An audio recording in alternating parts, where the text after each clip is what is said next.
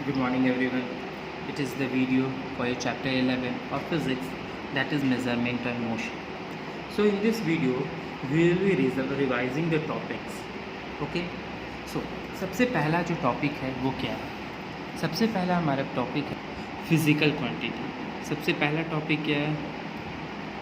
Physical quantity. अब ये physical quantity क्या होता है? तो वैसे क्वांटिटीज़ मतलब क्या? क्वांटिटीज़ मतलब हो गया लेंथ, वेट जिसको हम मेज़र करते हैं, मतलब जिससे हम तौलते हैं, ये हो गया टाइम. ठीक है, तो quantities like weight, length, time, temperature, speed. ठीक है, जिसको हम मेज़र कर सके, दैट कैन बी मेज़र्ड. उस क्वांटिटी को हम लोग क्या बोलते हैं? फिज़िकल क्वांटिटी बोलते हैं. तो इसको लिखेंगे कैसे? Quantities like length, weight, time, temperature, speed that can be measured. उस क्वांटिटी को हम लोग क्या बोलते हैं? फिज़िकल क्वांटिटी बोलते हैं. अब पहले क्या होता था, लोग अलग अलग क्वांटिटीज़ से मेज़र करते थे. लाइक फुट से मेज़र करते थे. ठीक है, फुट स्टेप से मेज़र करते थे. हैंड स्पैन से मेज़र करते थे. ठीक है, आर्म लेंथ से मेज़र करते थे. तो अब जिसके कारण क्या होता था, कोई अगर बच्चा है उसका फुट स्टेप तो छोटा होगा, कोई बड़ा है उसका फुट स्टेप बड़ा होगा. ठीक है, तो ये डिफ़र करता था पर्सन बाई पर्सन. किसी का बड़ा होता है पैर, किसी का छोटा होगा. ठीक है, तो ये डिफ़र करता था. इस चलते एक क्वांटिटी बनाया गया जो सब कोई उसी को मानेगा. ठीक है, there was need to for the measurement, unit of measurement which will be uniformly used by everyone. और ऐसा क्वांटिटी वो बनाया गया, ऐसा मेज़रमेंट यूनिट बनाया गया जो सब कोई जिसको मान सके. उस यूनिट को क्या बोला गया? Standard unit. ठीक है, उस यूनिट को क्या बोला गया? Standard unit. और इस यूनिट को सारे कोई मानने लगे. अब ये जो सारे को मानने लगे, जो मेज़रमेंट किया गया, तो एक्चुअली मेज़रमेंट किसको बोला गया? तो मेज़रमेंट बोला गया, measurement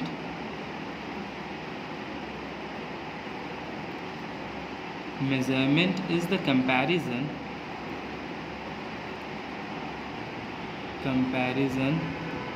of the unknown quantity with some fixed quantity of the same kind. इसका मतलब क्या हुआ? किसी चीज़ का कंपैरिजन करना. किसका? अननोन क्वांटिटी का. ठीक है, जिसमें किसी चीज़ में फिक्स्ड हो. फॉर एग्ज़ाम्पल, अगर मान लीजिए हमको बोला गया कि 1 किलो चीनी देने के लिए, तो हमको तो पता है 1 kg शुगर देना है.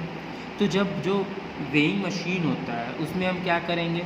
जो हमारा तराजू होता है, ठीक है, उसमें हम 1 किलो नोन क्वांटिटी रखेंगे. ठीक है, इसमें नोन क्वांटिटी 1 kg का यहाँ पर रख दिए एक. अब इसमें नोन क्वांटिटी 1 kg का रखे.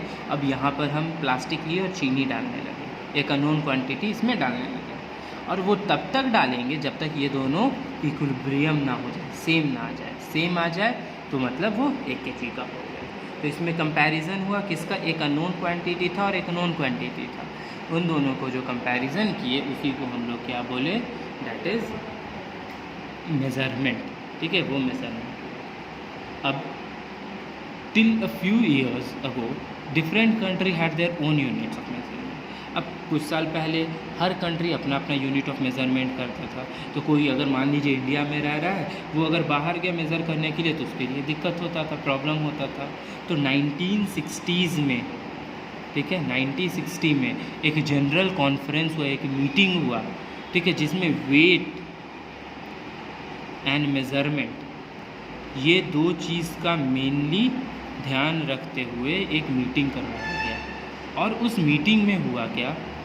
एक सिस्टम लाया गया जिसका नाम हुआ SI unit, SI system of unit. और SI सिस्टम ऑफ यूनिट मतलब क्या? सिस्टम में इंटरनेशनल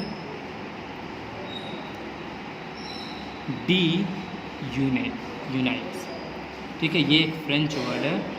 तो एक मीटिंग करवाया गया जिसमें क्या किया गया, एक सिस्टम लाया गया जिसका नाम दिया गया SI यूनिट। अब SI सिस्टम जो है इसका मतलब सिस्टम में इंटरनेशनल डी यूनिट। अब इसमें हुआ क्या कि सारे वर्ल्ड के जितने भी मेज़रमेंट थे सबको एक मेज़रमेंट का नाम दिया गया, like SI unit of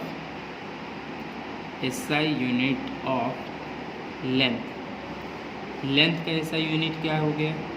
metre हो गया। फिर SI यूनिट ऑफ मास को क्या लिखा गया? Kilogram, kg। SI unit of